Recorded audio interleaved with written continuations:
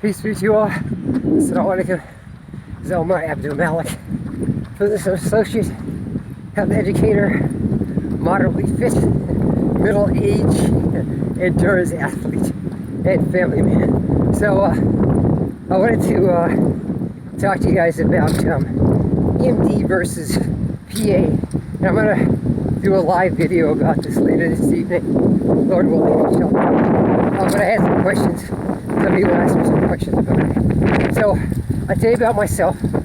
I applied to medical school 3 times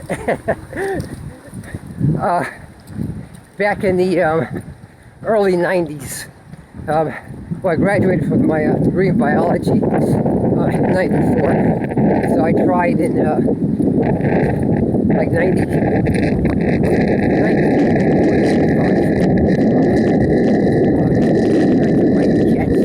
Again, 3 times, which is expensive. I'll do that. We'll talk about that in the live video.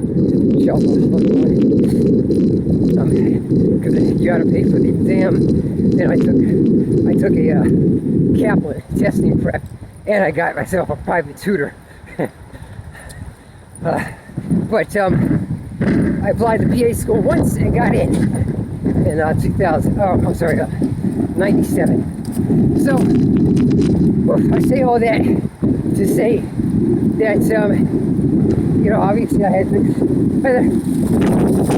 results with PA school versus medical school. Now I thank God for how things turned out. You know, because I think they turned out for the best for me.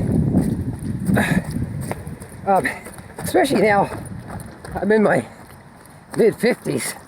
So, hey, how you doing? So, I'll be dead soon. Honestly, I've lived most of my life now. The average, just based on actuary tables. So my average American died at 70, others about 70. So I have 20 to 25 years left, maybe.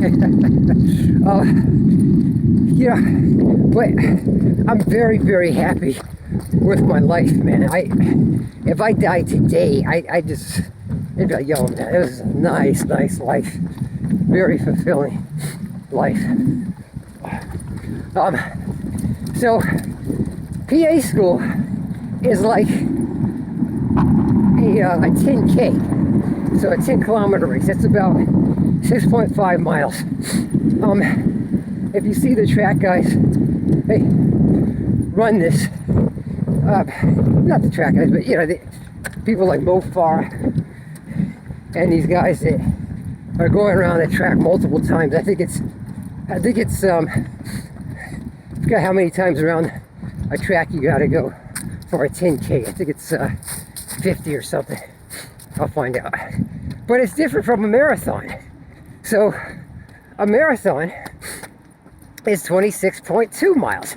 And that's something about which I know. I've been running marathons for 27 years now.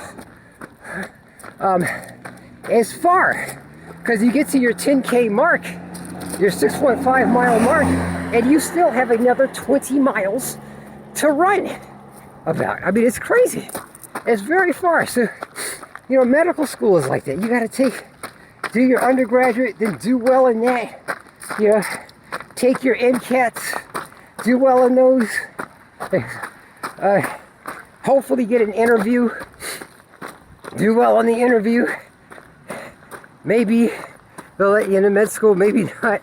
Then if you get in, you got to take step 1 of the USMLEs after your 2nd year, provided you're not on some kind of academic probation.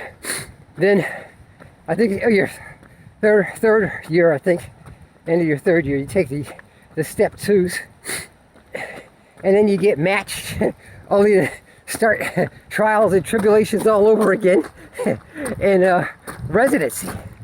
And you got to get your residency so you can get your license to practice as a fully autonomous MD, and you throw out a fellowship or 2 for a year. That's an extra couple of years. So it's a long road.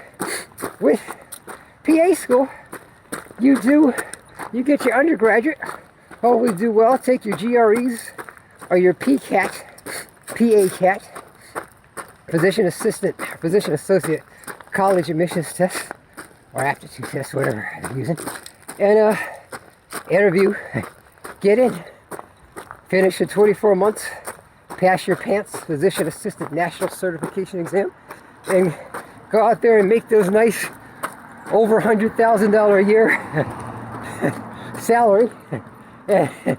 If you hustle, you can make more than a lot of internists, certainly more than pediatricians and geriatric doctors. But all of those things, both those options can be viable depending on what you want to do with your particular life. But you have to make a decision for what you want to do with your life and why. I can tell you a lot of the doctors to whom I speak are really disenfranchised now, especially with these mandates, and especially with this kind of new age political correctness that if you say the wrong thing to the wrong person or about the wrong, a certain group of people, or don't provide services that person or those group of people think you should provide for them, man, you're done. And you might be like, well, I'll just start my own, I'll just, go to my private practice. Well, guess what? You have problems getting license renewal. I've seen it. I've seen MDs go through that. It's time for them to renew their license. And they got to go through some stuff, man. And somebody decides that they don't want them to practice. They make it very rough for them. I know one in particular is going through that now. But and the MD's got diminishing returns in this day and age. The privatization of student loans has gone up, so you cannot write those things off, or you can't file Chapter 11 bankruptcy. 11%. I think 11. I think 11 is the one. Correct me in the comment section. You'll have to forgive me. I have 3 more miles to go in my half marathon today. I'm doing a 13.1 mile run. And anyway, so it's an arduous road for both. One is, they're both just as intense. One is intense and shorter. Another one is intense but prolonged. And you have to decide what you want to do. Because there's going to be days where you don't want to train as a budding clinician, to get that MD or that PA. I did not want to go out today, especially for a long run. It is cold out here. It was sleeting. It's late December now. I was like, oh God, is this hail or sleet? I said, I hate it. It's windy.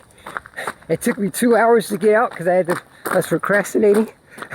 My wife was like, you're still here? I was like, yeah, I haven't gotten out yet. So I'm finally out here, almost done. But that's how school is, guys, on that grueling path to becoming a PA or an MD. So you got to decide how much you want to sacrifice, and how long can you suffer for that particular goal. I hope that answers some of you guys' questions. Oh, and let me say this, as an aside, whether you go the MD route or the DO route, Doctor of Osteopathy, some people who are actual doctors have done this. Check out Dr. Andre Pinestead's YouTube channel and on Instagram. He's an actual physician. They are Dr. Kevin Jubal.